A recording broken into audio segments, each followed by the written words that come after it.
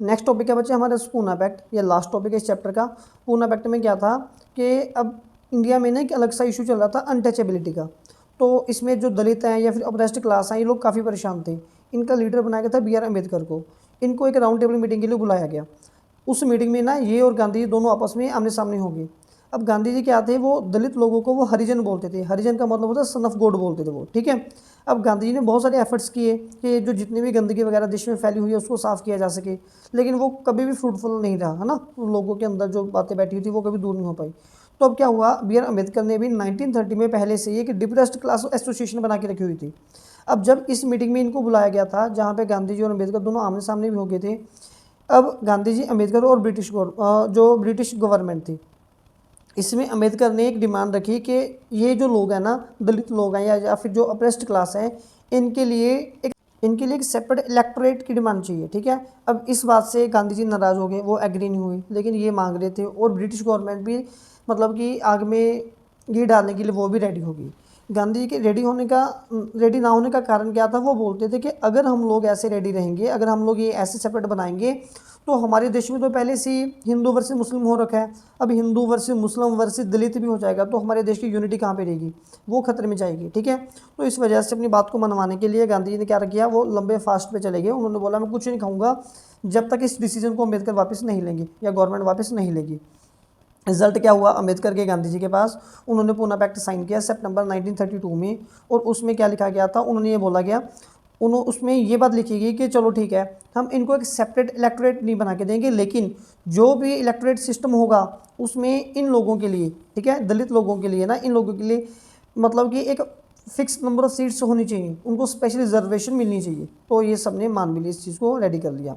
अब जो reserve seat है वो दलित कैंडिडेट को मिलेगी और इसको सभी लोग वोट भी कर पाएंगे और दलित भी सबको वोट कर पाएंगे।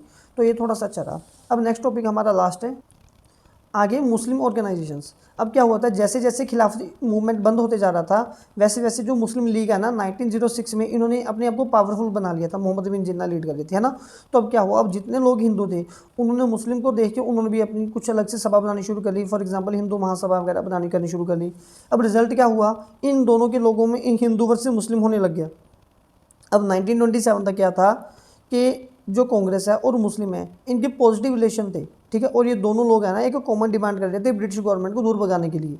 लेकिन थोड़े टाइम बाद क्या हुआ, अब ये था कि अगर कांग्रेस गवर्नमेंट है या मुस्लिम ने जो अपनी लीग बना के रखी है, किस नंबर ऑफ सीट्स किसको ज़्यादा मिलेंगी।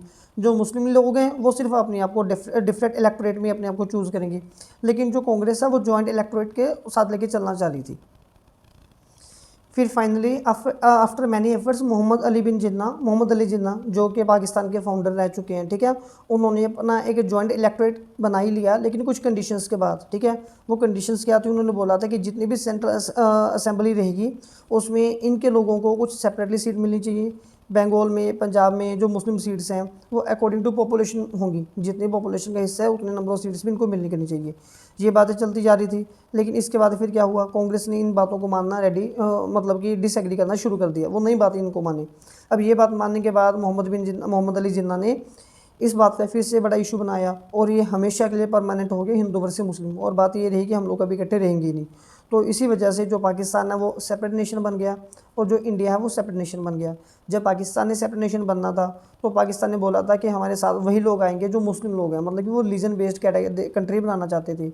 जो इंडिया के लोगों ने बोला था, नेहरू वगैरह ने बोला था, है ना, इन्होंने ये बात बोली थी कि हम लोग एक डेमोक्रेटिक सेटअप रेडी करेंगे, जो लोग हमारे साथ डेमोक्रेटिक में रहना चाहते हैं वो इंडिया में रहेंगे।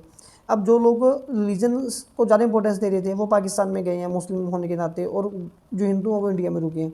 लेकिन जिन लोगों को डेमोक्रेसी ज़्यादा चाहिए थी, है ना, डजन मैटर उनका रिलीजन कौन सा, वो लोग इंडिया में रुके थे। अब ये रुकने के बाद लास्ट टॉपिक है बच्चे हमारे पास सेंस ऑफ कलेक्टिव बिलोंगिंग में। इसमें हमने ये देखना है कि जो हमारा जो इंडिया देश था इसमें सभी लोग इकट्ठे होकर कैसे आए हैं, हमारा देश कैसे इमर्ज होकर बना। देखिए हमारे लोगों के अंदर ना, जैसे वंदे मातरम सॉन्ग था, ये बैंकिंग सीसी थे, इन्होंने इस सॉन्ग को लिख के दिखाया, ठीक है, हमारे देश के लोगों के लिए लिखा। बहुत सारे आर्टिस्ट ने दूसरे सॉन्ग लिखने करने शुरू किए। अवनींद्रनाथ टैगोर ने भारत माता की पेंटिंग बनाई, इन्होंने ही भारत माता को सिंबल दिया था हमारे देश के साथ जोड़ने के बाद। लेकिन इस टाइम पे क्या हो रहा था कि ब्रिटिश गवर्नमेंट को ये लगता था कि इंडियन लोग कभी भी इंडियन गवर्नमेंट को रन कर ही नहीं पाएंगे, ठीक है, रन नहीं कर पाएंगे, इसलिए वो हमारे लोगों को हमेशा बैकवर्ड लोग इसीलिए वो लोग ना, उनको ये लगता था कि हम लोग एक बैकवर्ड हिस्ट्री वाले हैं, हम लोग हमेशा रिलीजन में, कास्ट में उलझे रहते हैं, लो स्टैंडर्ड वाले लोग हैं, हम लोग कभी देश को रन कर ही नहीं पाएंगे। लेकिन इसके ऑपोजिट जो हमारे इंडियन लोग थे, ये देख रहे थे, वो ज़्यादा मोटिवेट हो रखे थे कि हमारे बैकग्राउंड काफ़ी अच्छी है, हम लोग एक स्ट्रॉन्ग नेशन बन के दिखाएंगे, डेमोक्रेसी सेटअप हमें मिलेगा, हम सबको इक्वालिटी देंगे, हम लोग एमर्ज होते जा रहे हैं टेक्नोलॉजी की फील्ड में, ठीक है, नई नई इनोवेशन हम लोग करते आ रहे हैं। तो इस वजह से हम लोग हमारा देश अच्छे से चलाएंगे।